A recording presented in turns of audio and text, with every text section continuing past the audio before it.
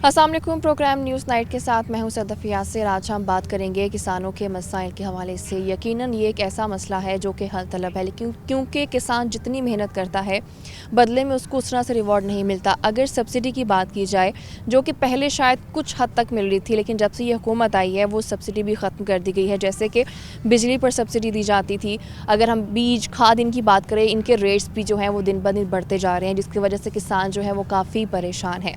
और अगर गंदम की बात करें तो गंदम की पैदावार उस तरह से नहीं हुई जैसे होनी चाहिए, जिसकी वजह से इंपोर्ट करनी पड़ी है।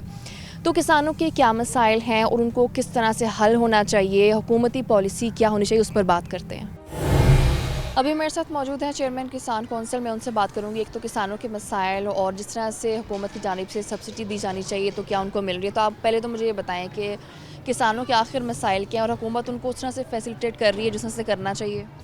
बिस्मिल्लाहिर्रहमानिर्रहीम। हमारा तो जो ख्याल है, जो तवक्को है कि जो हमारी गवर्नमेंट है उसको एग्रीकल्चर सेक्टर को ना पहली 5-6 तरजीहात में शामिल करना चाहिए, क्योंकि इससे हमारी एक तो फूड सिक्योरिटी का मसला है और बहुत सारे लोगों का रोज़गार वाबस्ता है। इससे ज़्यादा जो एग्रीकल्चर में लोग हैं, 70% लोग एग्रीकल्चर के सेक्टर के सारे वाबस्ता हैं किसी न किसी तरीके से, मजदूरी के तरीके से, ट्रेडिंग के तरीके से। और हमारी जो एग्रीकल्चर बेस्ड इंडस्ट्री है, चाहे वो हमारी खाद बनाने वाली इंडस्ट्री हो या वो टेक्सटाइल सेक्टर हो, वो सारी डिपेंड करती है एग्रीकल्चर के ऊपर। तो एग्रीकल्चर सेक्टर को गवर्नमेंट की जो तवज्जो है, जितनी ज़रूरत है उतना नहीं मिल रहा गवर्नमेंट से। हमें ना फ़ंड मिल रहा है, ना हमें सब्सिडी मिल रही है। बातें बहुत की जा रही हैं, हुकूमत के ऐवानों में भी बहुत सारी मीटिंगें हो रही हैं, लेकिन उनके जो समरात हैं वो बेसिक नीचे रूट्स लेवल पे काश्तकार के पास नहीं पहुंच रहे। अब जो गंदम की बिजाई के सिलसिले में हमें खादों का ज़रूरत थी, खादें हमारी ज़रूरत के मुताबिक हमें नहीं मिली। अगर मिली हैं तो ब्लैक में, और कीमतें उनकी डबल हो गई हैं। और अब जब पहला पानी और दूसरा पानी हमने गंदम को लगाना है, उसके लिए हमें यूरिया खाद की अशद ज़रूरत है, वो नहीं मिल रही। तो अगर हमें अच्छी चीज़ें नहीं मिलेंगी तो हम पैदावार किस तरह बढ़ा सकेंगे अपनी। अगर पैदावार नहीं बढ़ेगी, गंदम की किल्लत होगी तो गंदम महंगी होगी तो आटा शहरों में महंगा मिलेगा, रोटी लोगों को महंगी, मजदूर आदमी कहाँ से खाना खाएगा 2 वक्त। हम चाहते हैं कि गंदम की जो प्रोडक्शन है वो ज़्यादा होनी चाहिए। उस प्रोडक्शन के जो अवामल है, उसमें जो पैदावारी चीज़ें लगती हैं वो हमें आसान अर्जा रखों में मिलनी चाहिए, ताकि हम अपनी दिल जमी के साथ काश्तकारी करें और लोगों के लिए और मुल्क के लिए फ़ायदा साबित हो। जैसे कि आपने ये कहा कि जो हुकूमत है वो उससे तवज्जो नहीं दे रही है इन सब मसाइल को जानने के बावजूद, वजह क्या समझते हैं कि जानबूझकर इन चीज़ों को इग्नोर किया जा रहा है, या बॉदर ही नहीं कर रही, या किसान के मसाइल से वो वाकिफ़ ही नहीं है? वाकफ़ भी हैं। हमारे जो 80% MNA हजरात हैं वो किसी न किसी तरीके से, उनका जो तल्लक है दही इलाके की 2-4 यूनियन काउंसिल या पूरा इलाका आता है। बेसिकली जो माफिया है बहुत स्ट्रॉन्ग है, और गवर्नमेंट की जो रेट है वो अदारों पे और कारोबारी सेक्टर पे बहुत कमज़ोर नज़र आती है। हर बंदे की अपनी मर्ज़ी का रेट है, और गवर्नमेंट की परवाह किसी को नहीं है। कि इसके लिए गवर्नमेंट को चाहिए कि एक टास्क फोर्स बनाई जाए जो काश्तकारों के मसाइल को भी देखे, सारफ के मसाइल को भी देखे, आड़ती के मसाइल को भी देखे, और हमारे जो डीलर हैं उनके मसाइल को भी देखते हुए एक ऐसी मुश्तरका तौर पे पॉलिसी अडाप्ट की जाए जिससे सबके बेनिफिट भी हो सकें और लोगों को खाने पीने की चीज़ें जो आसान रेट पे मुहैया हो सकें। इससे पहले जो हुकूमत थी, आपको लगता है कि वो इस हवाले से बेहतर थी? वो किसानों की बात को भी समझती थी, उनकी मजबूरी को भी समझती थी, या हम यही कहें कि जी इस टाइम में आके चीज़ें ख़राब होना शुरू हो गई हैं? इस दौर में बहुत सारी चीज़ें ख़राब हुई हैं। लोगों की मनमर्जी और माफिया बहुत ज़्यादा स्ट्रॉन्ग हुआ है। पहली गवर्नमेंट में कोई ना कोई डर हुआ करता था। सबसे ज़्यादा हमें फ़ायदा मिला है पीपल्स पार्टी के दौर में किसानों को। उसके बाद हमें जो काफली का दौर था, परवेज़ मुशर्रफ का दौर था, उसमें हम काश्तकारों ने काफ़ी तरक्की की। अब देखें ना, अगर 100 रुपये गंदम के एक्सपोर्ट प्राइस बढ़ा दी गई तो जो हमें पैदावारी लागत में चीज़ें लगती हैं, बिजली का बिल लगता है, डीजल लगता है, आबियाना लगता है, उसकी शरह 100 रुपये से कई गुना बढ़ा दी गई। ट्रैक्टर हमारे महंगे हो गए, ज़रूरी मशीनरी महंगी होगी। तो हमें गंदम महंगी करने से मसाइल हल नहीं होंगे, स्पोर्ट प्राइस ज़्यादा करने से मसाइल हल नहीं होंगे, जब तक पैदावारी लागत कम नहीं होगी, पर एकड़ गंदम हमारी बढ़ाई नहीं जा सकेगी, और मशीनरी जो है वो सस्ती नहीं होगी। अब ट्रैक्टर की कीमत डबल होगी पिछले 3 साल में, तो काश्तकार कहाँ से ट्रैक्टर लेगा? जो छोटा काश्तकार है वो जदीद मशीनरी इस्तेमाल करने के काबिल ही, उसके सकत ही नहीं है। तो जब तक हम जदीद मशीनरी इस्तेमाल नहीं करेंगे, रवायती काश्तकारी से हटकर हम जदीद काश्तकारी की तरफ नहीं आएंगे, तो किसान भी खुशहाल नहीं होगा। क्या वजह समझते हैं कि हम लोग जदीद काश्तकारी की तरफ नहीं आ पा रहे हैं? इसमें भी हुकूमत जो है वो कुछ नाअहली कहीं ना कहीं दिखा रही है। वसाइल नहीं है। छोटा काश्तकार है जो 12 एकड़ से कम है, उसके पास सकत नहीं है, वसाइल नहीं है जदीद का, और उसके पास रिस्क लेने के लिए वो तैयार नहीं, वो अपने बाप दादा की जो रवायती काश्तकारी उसको मद्देनज़र कर रहे हैं। हमें इंटर क्रॉप की तरफ आना चाहिए, डबल सब्जियां लगानी चाहिए, डबल हमें गंदम के अंदर दूसरी सब्ज़ी लगानी चाहिए, उसके जो बन्ने हैं बन्ने के ऊपर हमें सौंफ लगानी चाहिए। इस तरह की छोटी छोटी चीज़ों से हम फ़ायदा हासिल कर सकते हैं। किसान जितनी मेहनत करता है, क्या लगता है उसको बदले में उतना ही रिवॉर्ड मिलता है? एक छोटे काश्तकार से ज़्यादा दुकान वाला, दिहाड़ीदार, रेडी वाला ज़्यादा पैसे कमा लेता है। काश्तकार को तो 6 माह के बाद फसल आती है या सब्ज़ी 3 माह के बाद होती है, तो जो डेली के खर्चे हैं वो किस तरह है। अब बिजली का देखें ना, यूनिट हमारा जो ज़रूरी ट्यूबवेल का था वो 5 रुपये 38 पैसे से 19 रुपये में चला गया, तो किस तरह अफोर्डेबल हो सकता है। ये सारी चीज़ें हैं। काश्तकार के लिए भी उतनी महंगाई है जितनी शहरों में लोग बसने वाले लोगों के लिए, लेकिन काश्तकार का ख्याल इसलिए करना चाहिए कि वो शहरों के लिए खुराक का सबब बनता है, खुराक के लिए दिन रात मेहनत करता है, और वही खुराक जो शहरों में आती है लोग उससे अपनी ज़िंदगी बेहतर से बेहतर बनाने की। तो बिजली पर सब्सिडी हमेशा से मिलती रही है, पहली दफ़ा ऐसा हुआ है कि सब्सिडी नहीं दी गई बिजली पे किसानों इन्होंने को? ख़त्म कर दी इस गवर्नमेंट ने। जो ज़रूरी ट्यूबवेल थे ना, ज़रूरी कनेक्शन थे जिसमें हम पानी जाए, अब आबियाना हमारा था 70 से 75 रुपये पर एकड़ सालाना, वो इन्होंने 500 रुपये फ़ी एकड़ कर दिया गया। वो भी काश्तकार के साथ ज़्यादती है। देखिए ना, काश्तकार को दिया कम है, किसान कार्ड दिया, किसान कार्ड के जो फ़ायदे थे, समरात थे, वो हमारे काश्तकारों को नहीं पहुँच पाए। कितने परसेंट? 9 से 15% का डाटा हमारे पास रफली कि उन काश्तकारों को उन्होंने किसान कार्ड दिए। तो किसान कार्ड से हमें 500 या 1000 रुपये जो सब्सिडी मिलनी थी, वो काश्तकार अपना बैग लेके कभी किसी के पास जा रहा है, कोई कह रहा है नेटवर्क की प्रॉब्लम कोई। तो हम चाह रहे हैं कि खाद सस्ती होनी चाहिए बगैर कार्ड के। हर बंदे को खाद चाहिए। अगर मैं गंदम में खाद ली है, मैं गंदम में नहीं डाली तो मैं गन्ने की फसल में डाल दूँगा। अगर गन्ने की फसल में नहीं डालूँगा, मैं इस्तेमाल तो मैंने वो एग्रीकल्चर पर्पज़ के लिए करनी है ना, किसी और के लिए तो नहीं करनी। इसके लिए हम चाहते हैं कि खाद का फ़ी बैग से वो सस्ता करना चाहिए और उसकी क्वालिटी को बेहतर रखना चाहिए। ठीक है, बिल्कुल क्वालिटी भी बेहतर चाहिए। डॉक्टर काशिफ भी मौजूद है, मुझसे बात करूँगी। तो काशिफ साहब, आप मुझे बताएं, एक तो ये कि क्यों बेहतरी नहीं ला पा रही है हुकूमत, दूसरी बात बीज अब तक कितना महंगा हुआ है, पहले टाइम में बेहतर था, अब आकर इनकी जो रेट्स हैं वो काफ़ी फ़र्क पड़ा है। बिस्मिल्लाहिर्रहमानिर्रहीम। जी, जहाँ तक तो बात है बीज के हवाले से, तो बीज हमेशा डिपेंड करता है बीज का रेट आपकी क्रॉप की रेट के ऊपर। तो जब से ये मिस मैनेजमेंट स्टार्ट हुई है गंदम में, तो आप देखें कि मार्केट में रेट जो है फील्ड में गंदम का रेट उससे ऊपर चला जाता है जो गवर्नमेंट तय करती है। तो परचेज़ रेट पे जाने से उसकी कुछ डिफरेंट वजूहात हैं जो इसे अफेक्ट कर रही हैं सीड के बिज़नेस को। उसमें सबसे अहम हम पिछले 3 साल से देख रहे हैं गवर्नमेंट का जो ज़बरदस्ती फील्ड से गंदम उठा लेना अपने टारगेट्स पूरे करने के लिए, वो एक बहुत अहम फैक्टर रहा है। उसमें ये होता है कि आप अगर इस चीज़ को देखें, हम मुतअद्दिद दफ़ा हायर अथॉरिटीज़ को लिख चुके हैं कि इस सीड को कमोडिटी के तौर पे आप अगर लेंगे तो सीड एक डिफरेंट कमोडिटी है, गंदम एक डिफरेंट कमोडिटी है। तो जब ये फूड डिपार्टमेंट उसे सीड को आम गंदम समझ के उठा लेता है, तो इसकी वजह से ये बड़े बहरान पैदा हो रहे हैं। स्पेशली जब आप देखते हैं कि एज सीड कंपनी आपने उसे एक सीड क्वालिटी की क्रॉप तैयार की है, उसे आपको नेक्स्ट सीड उससे तैयार करना है, आपने नेक्स्ट उसे सीड में लेके जाना है। तो फूड डिपार्टमेंट या गवर्नमेंट के डिफरेंट डिप्टी कमिश्नर हज़रात, असिस्टेंट कमिश्नर हज़रात जो हैं, ये फील्ड से ज़बरदस्ती जाके उसको उठा के फूड डिपार्टमेंट को भुगता देते हैं। फूड डिपार्टमेंट तो इस सिस्टम को बेहतर करने के लिए कोई नहीं कोई आप अगर ऐसा कुछ हो भी रहा है, तो अगर कोई कंप्लेंट्स भी जाती हैं तो उस पर कोई एक्शन नहीं है? उस पर बिल्कुल कोई एक्शन नहीं लिया जा रहा। पिछले साल भी हमारे साथ ये इश्यूज़ हुए हैं, 2019 में, 20 में, 2021 आ गया कि हम अलीम खान साहब फूड मिनिस्टर थे, उन्होंने इस पे एक्शन लेने की कोशिश की, उन्होंने हमारी बात को सुना, लेकिन ये है कि अगर उस पर एक्ट पाउन नहीं होगा, उस पर अमल नहीं होगा जो आप इंस्ट्रक्शंस दे रहे हैं, तो उसका कोई फ़ायदा नहीं है।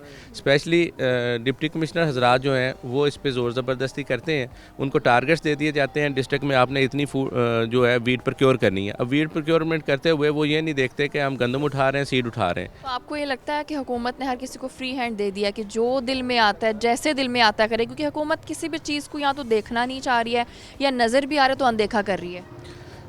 ये जो हुकूमत हमारी होश में मिस मैनेजमेंट की सबसे बड़ी मिसाल बन के हमारे सामने आई है। अभी जैसे आप देखते हैं कि बहुत ज़्यादा इस हुकूमत के बारे में जो सबसे बड़ा कहते हैं जी कि ये बड़े ईमानदार। आप देखें, मैं कि आपको एग्जांपल देना चाहता हूँ कि अगर आपका ड्राइवर बेईमान हो, वो आपका तेल चोरी करता हो लेकिन उसे गाड़ी चलानी आती हो, तो वो गाड़ी चला लेगा। जिसको गाड़ी चलानी नहीं आती वो पेट्रोल चोरी नहीं करेगा, वो गाड़ी नहीं चला सकेगा, आपको एक्सीडेंट, आपको ज़्यादा नुकसान करेगा। तो वही बात होगी ना, जैसे पिछली हुकूमत को ये कहा जाता था कि करप्शन करते हैं, लेकिन अब लोग यही कहते हैं कि वो अगर खाते थे, लगाते भी थे, मुल्क चला भी रहे थे। मैं जहाँ तक बात ये है कि खाना लगाना एक साइड पे रह गया है, जो नाअहली है ये सबसे बड़ा जुर्म है। और ये सब नाअहली का कोई इलाज नहीं है। करप्शन का इलाज किया जा सकता, नाअहली का कोई इलाज नहीं किया जा सकता। तो जहाँ तक हमारी एग्रीकल्चर के हवाले से इश्यूज़ हैं, हम इसको ले ठीक है। अच्छा, मुझे ये बताएं कि इसके अलावा खाद भी महंगी हो गई है, यूरिया जो है, ये सब चीज़ें भी महंगी हो रही हैं पहले की निस्बत, अब रेट्स क्या हैं? बेसिकली हम ये पिछले साल जो 1600-1700 रुपये में यूरिया ख़रीदते रहे हैं, इस दफ़ा रेट तो उसके ऑफिशियल रेट्स तो 1760 रुपये है, लेकिन मार्केट में वो 2200-2400 में बिक रही है। और उससे बड़ी जो प्रॉब्लम है कि इस रेट पे जाने के बावजूद अवेलेबल नहीं है, मिल नहीं रही है। जहाँ तक डीएपी की बात है, डीएपी 35-3600 से लेके अब 10,000 से ऊपर चली गई है। ये सारी चीज़ें हमारे सीड के जो कस्टमर्स हैं उनको भी, हमारे जो वीट के आम ग्रोअर्स हैं उनको सबको डिस्टर्ब कर रही है, सबको प्रॉब्लम आ रहा है। क्योंकि खाद एक ऐसा बेसिक टूल है जिसने इसकी यील्ड आगे बढ़ानी है, तो उसकी नॉन अवेलेबिलिटी और हाई रेट्स जो हैं, उसकी जो अप्रोच से बाहर हो जाना, उसकी प्राइस अप्रोच से बाहर हो जाना, ये दो ऐसे फैक्टर हैं जो इस साल हमें एडवर्सली इफेक्ट करेंगे। कुछ हाइब्रिड बीजों के हवाले से बताएं कि इस वक्त मुल्क को हाइब्रिड बीजों की किस हद तक ज़रूरत है? देखें, अगर इस मुल्क को हमने आगे लेके एग्रीकल्चर के हवाले से चलना है तो इसका सबसे जो बेसिक टूल है वो हमें स्मार्ट एग्रीकल्चर की तरफ जाना पड़ेगा। स्मार्ट एग्रीकल्चर जो है, हमें कन्वेंशनल जो हमारी ज़राअत है, कन्वेंशनल एग्रीकल्चर है, हमें उसमें से बाहर आना पड़ेगा। कन्वेंशनल में हम जब तक ये सिर्फ अपना कपास और गंदम इससे बाहर नहीं निकलते, हम आगे तरक्की नहीं कर सकते। देखिए, दुनिया में जिस मुल्क ने भी एग्रीकल्चर में तरक्की की है या अपने पोटेंशियल को बढ़ाया है, तो आपने अपनी पर एकड़ इनकम बढ़ानी है। अब पर एकड़ इनकम आपकी गंदम से, कपास से, इनसे नहीं बढ़ सकती। आप हाइब्रिड बीजों की तरफ जब जाते हैं तो ऑब्वियसली एक यील्ड का बड़ा जंप आता है। तो इतना बड़ा जंप, जैसे हमने मकई में, आम मकई जो है उसे हम डबल पे, ट्रिपल पे चले गए हुए हैं। तो स्पेशली जो वेजिटेबल सीड्स हैं, जो हमारी देसी वेजिटेबल्स हैं, उनकी यील्ड अगर एक 30-35-40 मन पे है, अगर हम उसको ले जाते हैं हाइब्रिड बीज पे ले जाते हैं तो वो 200-250 मन पे चली जाती है। तो हाइब्रिड बीज और स्मार्ट एग्रीकल्चर ये बेसिक टूल हैं जिनको यूज़ करते हुए हम, हमारा मुल्क तरक्की कर सकता है, एग्रीकल्चर फ्लोरिश हो सकती है। जहाँ तक हमने देखा है कि आप दुनिया में बहुत छोटे छोटे ममालिक हैं जिनका एग्रीकल्चर का जो पर कैपिटा इनकम है उनकी एग्रीकल्चर के हवाले से, वो हमसे हज़ारों गुना ज़्यादा है। उसकी रीज़न यही है कि आप देखें, आप सपोज़ गंदम लगा रहे हैं, गंदम आपको दे रही है पर एकड़ 80,000-85,000 रुपये सपोज़ देती है। उसकी जगह अगर लोग आप लहसुन लगाते हैं, वो आपको 5 लाख रुपया दे रहा है। तो आपने अपना बेसिक टूल भी नहीं छोड़ना, लेकिन आपने अपनी पर स्मार्ट एग्रीकल्चर में जाते हुए, आपका 5 एकड़ है तो आपको उसको डिवाइड करके कुछ चीज़ें इनकम पे लेके जानी है, कुछ आपको अपने खाने पे रखनी है। ठीक है काशिफ साहब, बहुत शुक्रिया। यकीनन ऐसे ही कि स्मार्ट एग्रीकल्चर की ज़रूरत है, ख़ासतौर पर अगर मुल्क में तरक्की चाहते हैं तो इस सिस्टम को बेहतर करने की अच्छा ज़रूरत है। अभी वक्त है ब्रेक का, साथ रहिए।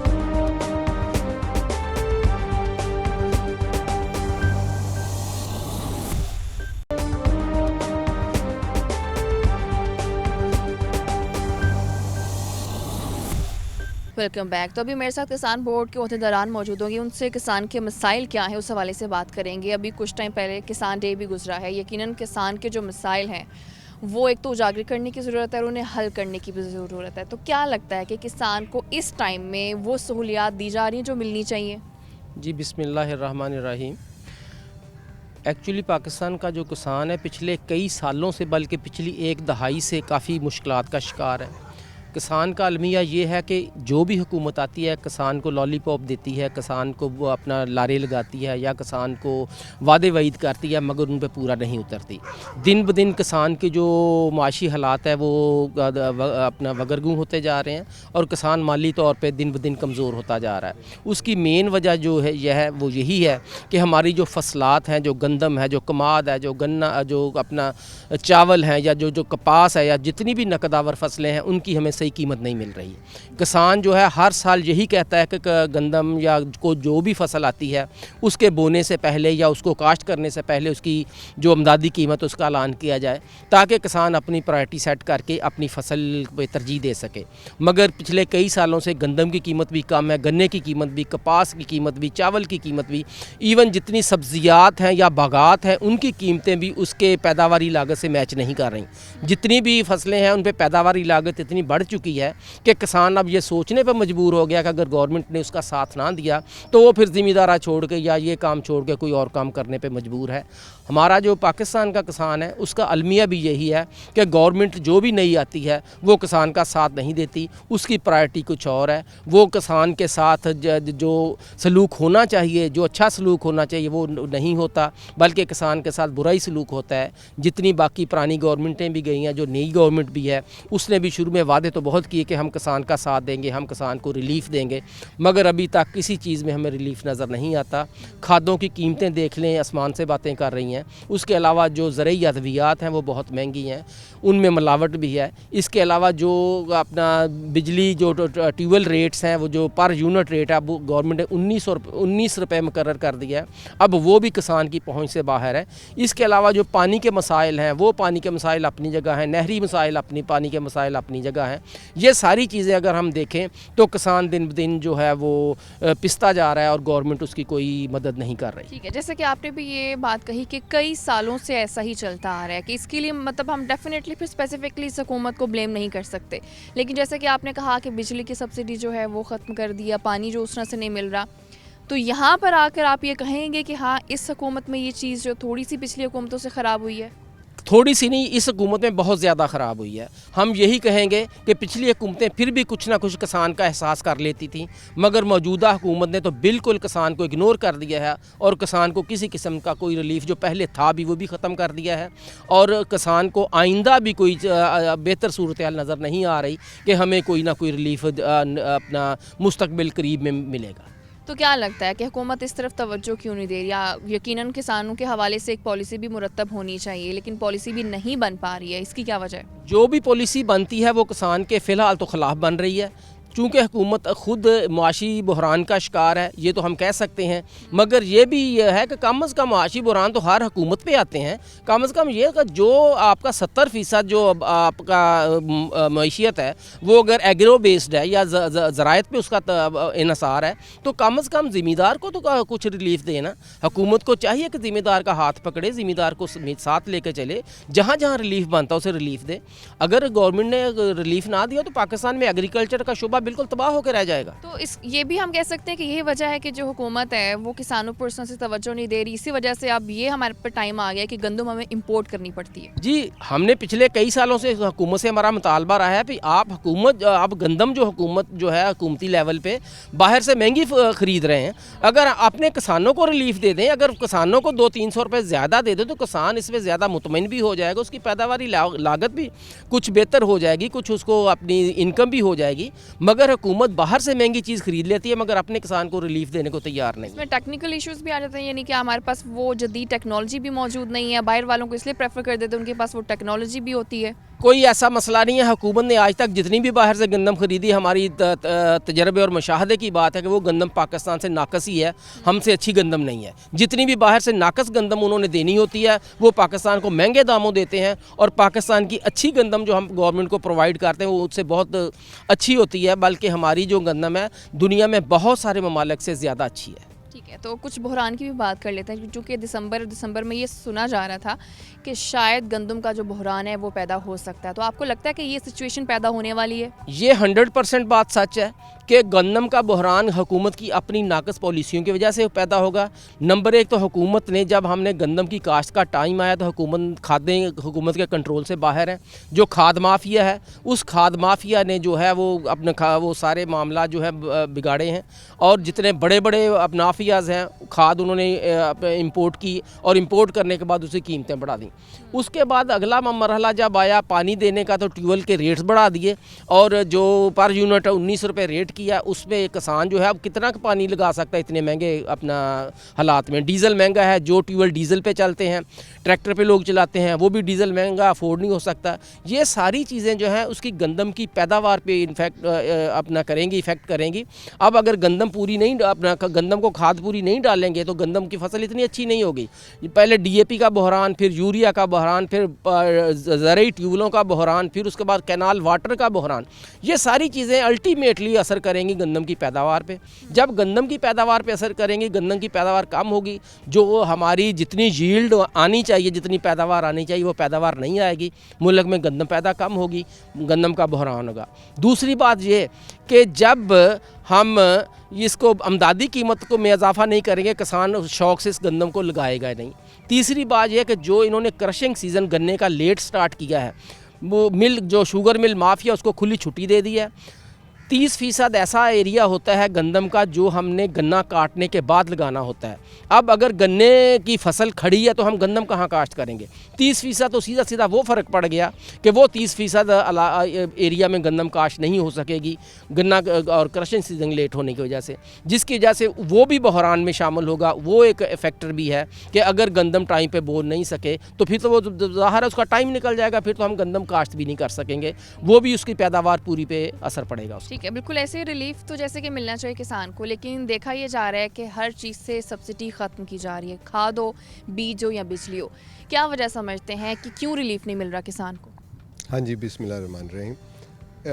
किसान डे के हवाले से जैसे कि 18 दिसंबर को ये गुज़रा है और आपका ये सवाल कि किसान को क्यों नहीं रिलीफ मिल रहा, तो इसकी बुनियादी वजह हुकूमत है।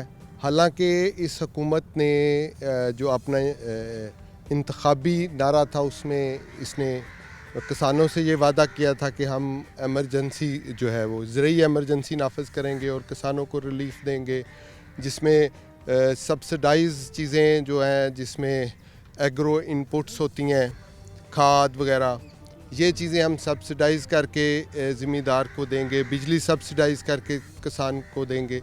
लेकिन ऐसी ये 4 साल हो चले हैं इस हुकूमत को, ऐसी कोई सब्सिडी हमें नज़र नहीं आ रही, बल्कि उल्टा ये कि अभी जो गंदम की काश्त का मौसम चल रहा है और सीज़न चल रहा है, इसमें खाद शार्ट हो गई है।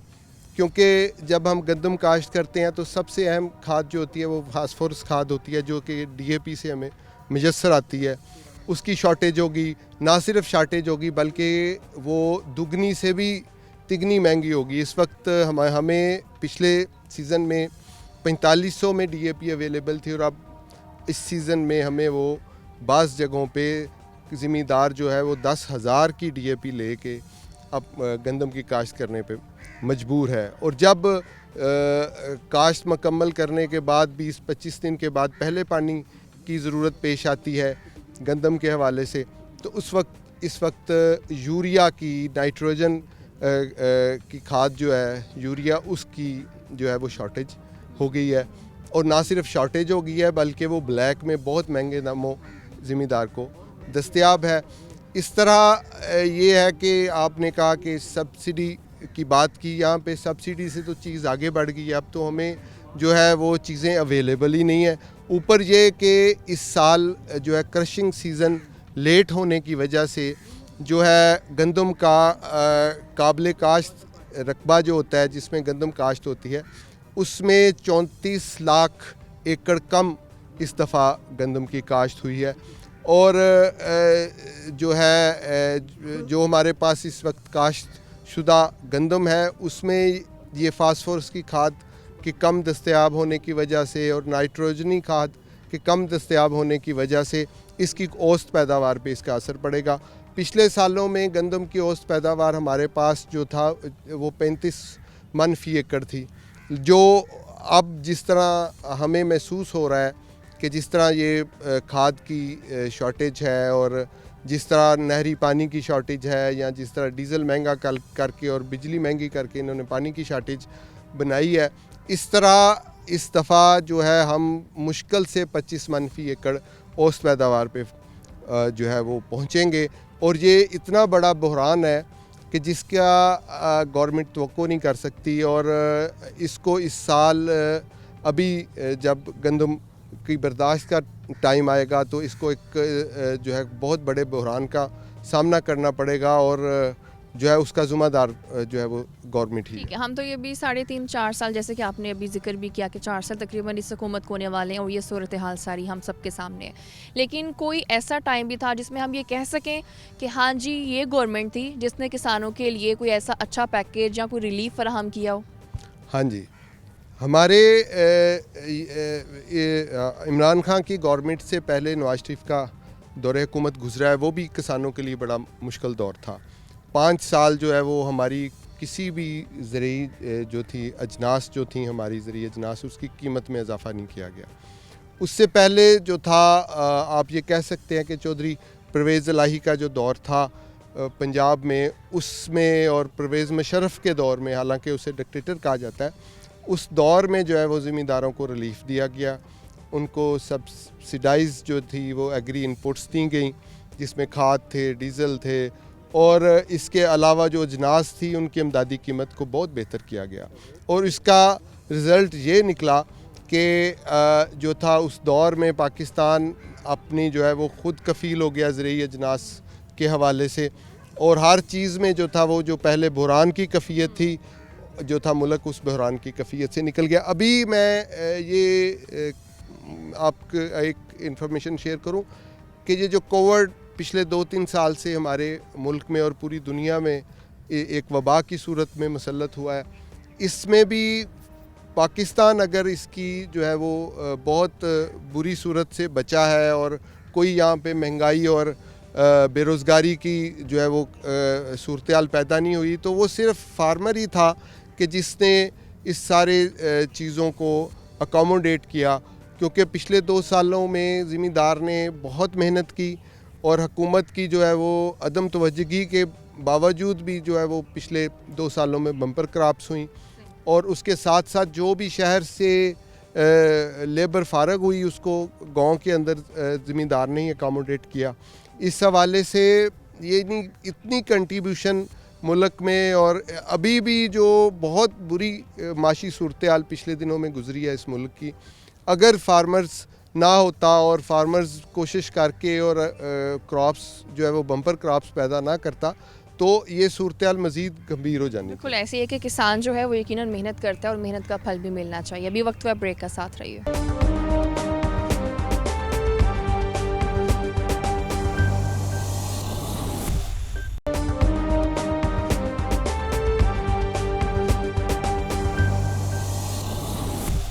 Welcome back. तो भी मेरे साथ मौजूद हैं chairman flour mills association Shafiq साहब। मैं उनसे बात करूंगी। शफीक साहब, दिसंबर आ चुका है और सुनने में ये आ रहा था कि दिसंबर में ये पॉसिबिलिटी है कि गंदम का बहरान पैदा हो जाएगा, तो अभी गंदम की सूरत हाल क्या है? बिस्मिल्लाहिर्रहमानिर्रहीम। मैं सिटी 41 और आपका मशकूर हूँ। इसमें अर्ज़ ये है कि गंदम का बहरान जो है वो मुस्तकिल हमारे मुल्क का हिस्सा है, क्योंकि जिस वक्त हमने गंदम बोनी होती है उस वक्त हम राइट टाइम काश्तकार के लिए इंसेंटिव का ऐलान नहीं करते। ना तो हम अब अगले साल महकमा फूड किस रेट में ख़रीदेगा हमने कोई नहीं बताया। तो जब जो उगाता है गंदम बोता है उसे पता ही नहीं है कि मेरी प्रोडक्ट किस रेट में बिकेगी, तो वो खुशी से उसको नहीं उगाएगा ना। इसलिए पाकिस्तान में जो कल्टीवेट एरिया है वो गंदम के हवाले से कम हो रहा है। दूसरे नंबर पे जो अदर अजनास हैं जैसे सोयाबीन है, कैनोला है, मकई है, काश्तकार उसकी तरफ मुंतकिल हो रहे हैं क्योंकि उसका रेट उनको ज़्यादा बेहतर मिल जाता है।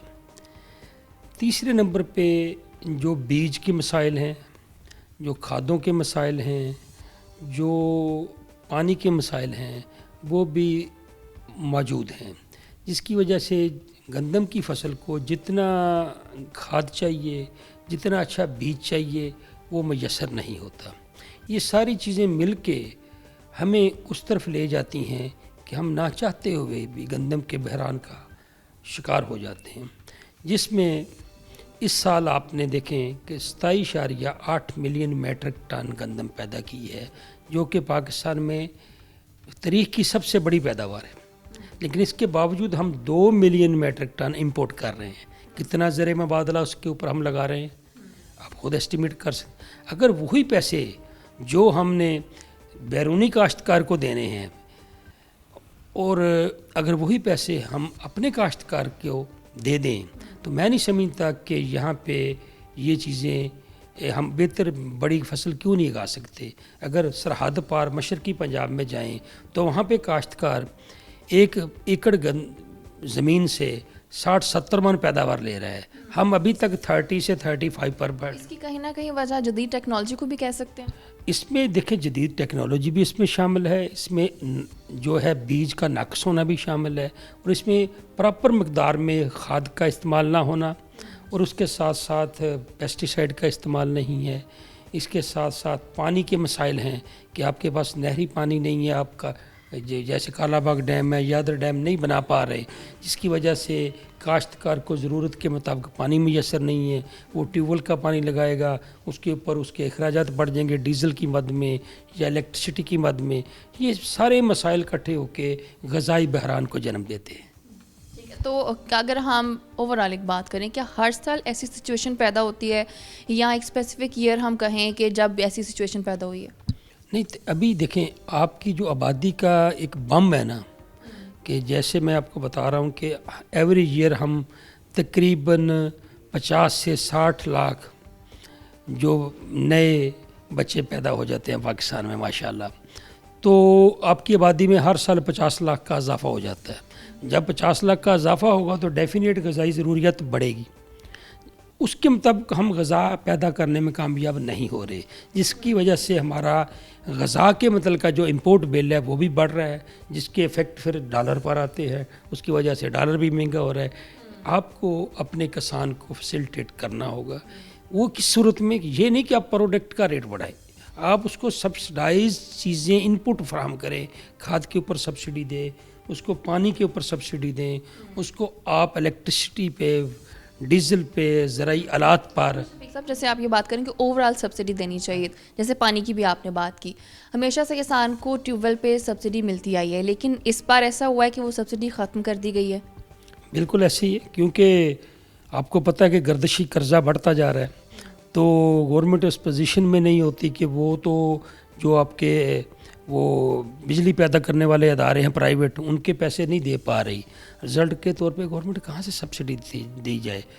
इसलिए ये एक बड़ा, इस पे पूरा वर्क करने की एक पूरी पॉलिसी देने की ज़रूरत है, और इसमें शॉर्ट टर्म के साथ साथ लॉन्ग टर्म पॉलिसी की भी ज़रूरत है कि तमाम स्टेक होल्डर्स जो हैं, जैसे किसान के जो नुमाइंदे हैं, इस तरह फ्लोर मिल्स के नुमाइंदे हैं, घी वाले हैं, शुगर वाले हैं, इन सबको एक मेज़ पे बैठा के, एक पिच पे बैठा के इनसे मशावरत की जाए और एक ऐसी पॉलिसी दी जाए जिससे हमारे इन मसाइल का हल निकल सके। ठीक है, अच्छा, जैसे कि आप एक पॉलिसी की बात कर रहे हैं कि लॉन्ग टर्म पॉलिसी, लेकिन अभी तक अगर देखा जाए ये हुकूमत शॉर्ट टर्म पॉलिसी तो बना नहीं सकी, तो आपको लगता है कि इतना आगे का सोच कर ये कोई पॉलिसी बना पाएगी?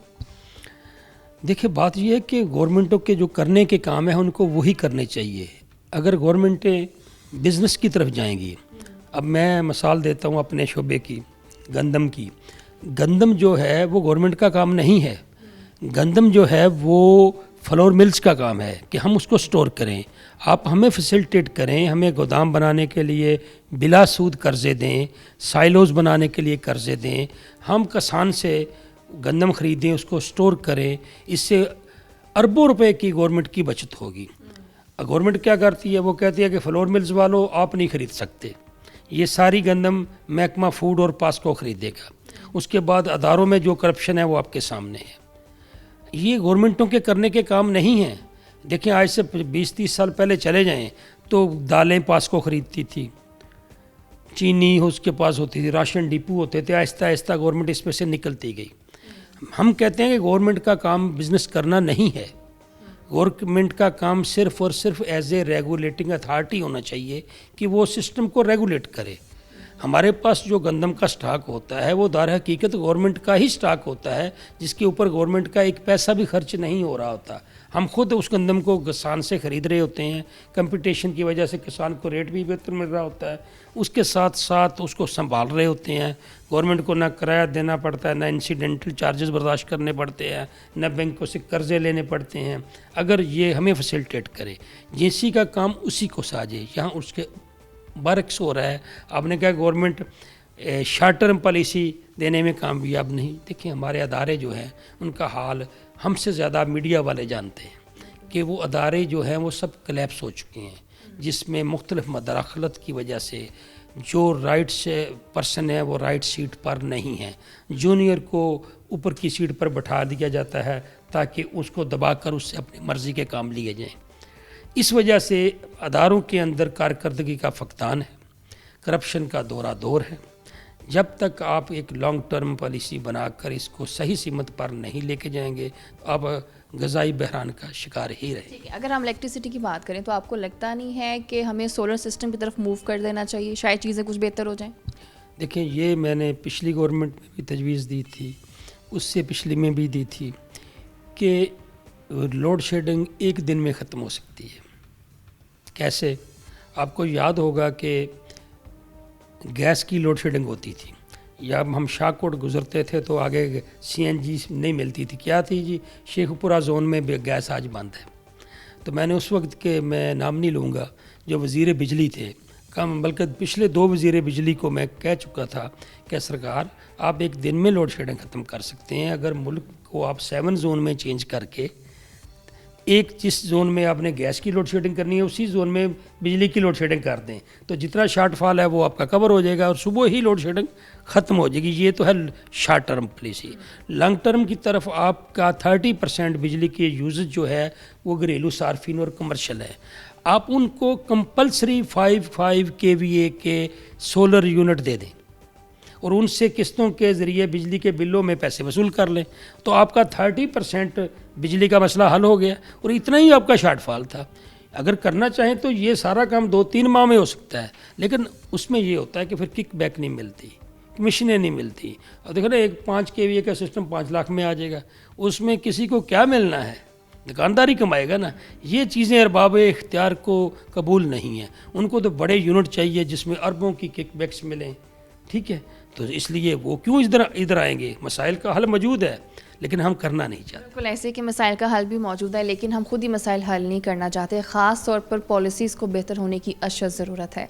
अभी प्रोग्राम का वक्त हुआ ख़त्म, दोबारा मुलाकात होगी। अल्लाह हाफ़िज़।